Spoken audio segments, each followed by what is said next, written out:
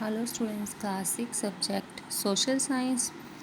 Students, your 6th chapter is going on and today topic is Janpadas. The Rajas who performed these big sacrifices were now recognized as being Rajas of Janpadas rather than Jans.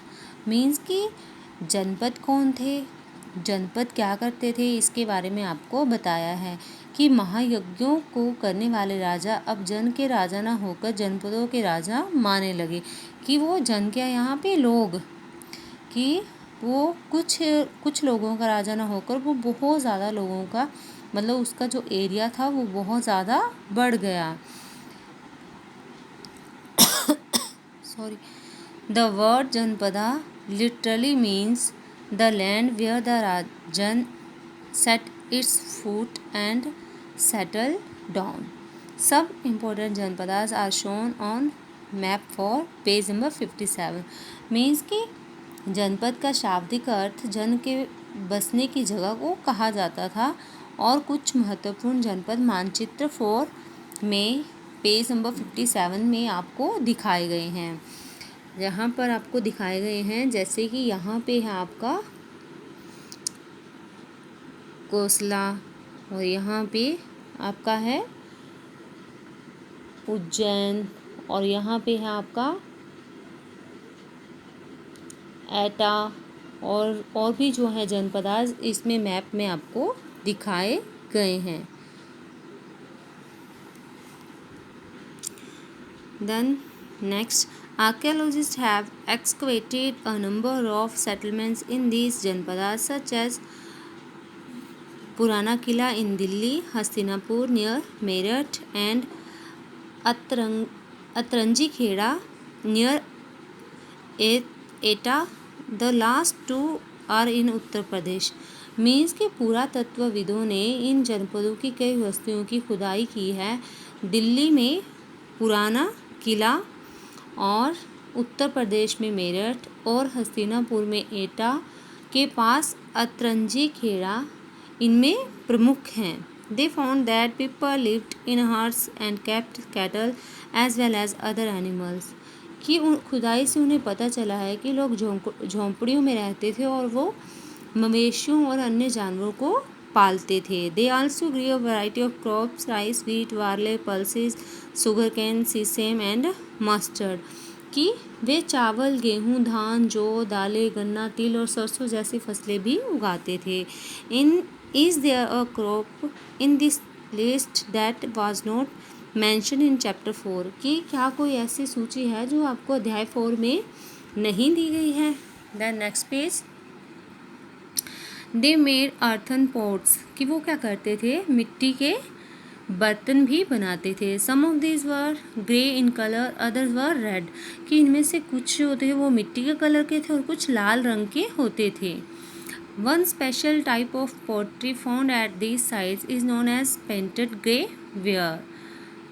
Where क्या होता है, उत्पाद या फिर सामान को भी कहते हैं। कि इन पुरा स्थलों में कुछ विशेष प्रकार के बर्तन मिले हैं जिन्हें चित्रित दूसरे पात्र भी कहते हैं। As is obvious from the name, these grey pots had painted design, usually simple lines and geometric patterns. कि इन पर जो चित्रकारी की गई है वो आमतौर पर सरल रेखाओं या फिर ज्यामितीय आकृतियों के रूप में है। महाजनपदास की महाजनपदास जो थे वो कौन थे। About 2500 years ago, some Janpadas became more important than others and were known as Mahajanpadas. Means कि करीब 2500 साल पहले कुछ जनपद अधिक महत्वपूर्ण हो गए, इन्हें महाजनपद कहा जाने लगा। Some of these are shown on map. For most Mahajanpadas had a capital city. Many of these were fortified. कि मानचित्र 4 में कुछ महाजनपदों को दिखाया गया है। अधिकतर महाजनपदों की एक राजधानी होती थी और कई राजधानियों में किलेबंदी भी की गई थी, फोर्टिफिकेशंस की गई थी। क्यों की गई थी, कि वो अपने आप को सुरक्षित रख सकें। और जो किलेबंदी थी वो ईंटों या लकड़ी या फिर पत्थर की ऊंची ऊंची दीवारों के साथ बनाई गई थी। This mean that huge walls of would, bricks of stone were built around dam. Okay, यहाँ पे आपको जनपदास एंड महाजनपदास के बारे में बताया गया है।